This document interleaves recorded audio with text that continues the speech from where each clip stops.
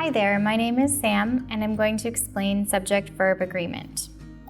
So subject-verb agreement is something that you may have heard of before, especially if you were taking another language.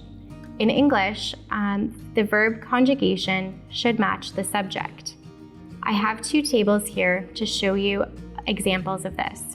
So the verbs are in red and the pronouns are in black. So we have a regular verb to bake, I bake, you bake, he, she, it bakes, we bake, you bake, they bake. And in a regular verb, the verb to be, I am, you are, he, she, it is, we are, you are, and they are. This is an example of how your verb conjugation should match your subject.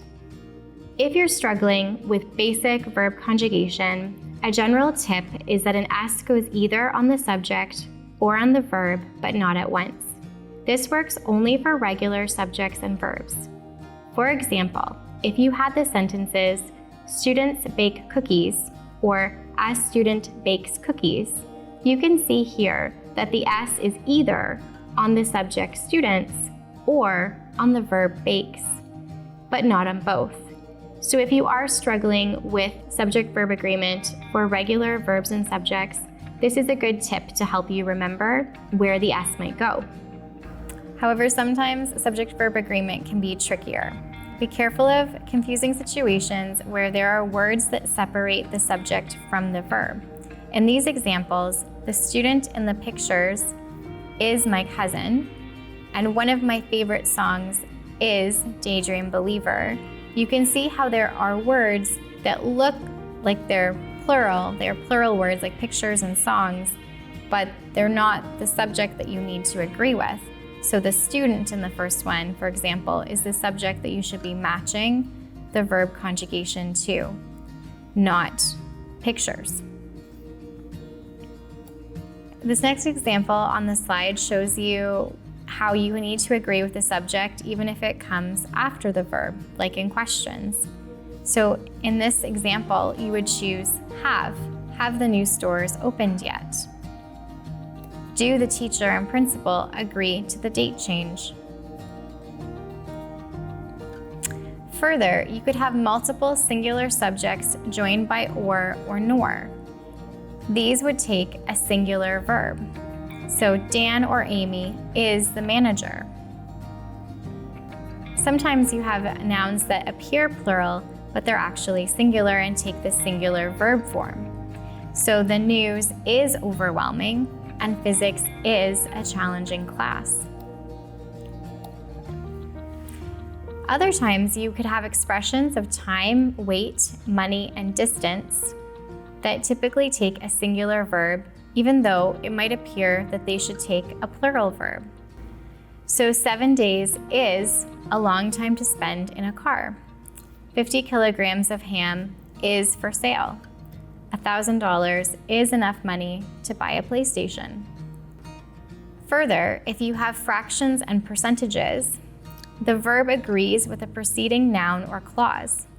So in this example, half of the bananas have gone bad. You're agreeing with bananas. 50% of the job is paperwork. You can compare this to 50% of the articles are written in French. So you can see, even though you have the same 50% at the beginning of the sentences, it's the word that's closest to the verb there that tells you what verb conjugation you should use. You can also have indefinite pronouns. These take a singular verb. So examples of these are one, each, anybody, nobody, anyone, somebody, everybody, no one, either, and neither. So each of these teachers has a special assignment. Anyone who works at the store could be responsible.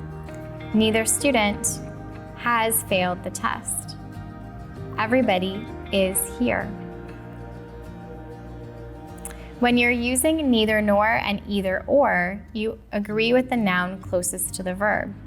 For example, neither the lawyers nor the client is in court. But if you had lawyers second, it would change. Neither the client nor the lawyers are in court. Similarly, if you have either the students or the teacher is responsible, if you flip them, either the teacher or the students, it would be are responsible. So here you can see it matters what you agree with based on what goes right before the verb. So just to review, please ensure that your subjects and verb agree. You should watch out for those interrupting words and other irregularities concerning time, weight, money, distance, fractions, and pronouns. So for more information, check out our other videos or go to the library website. You can find links in the description below.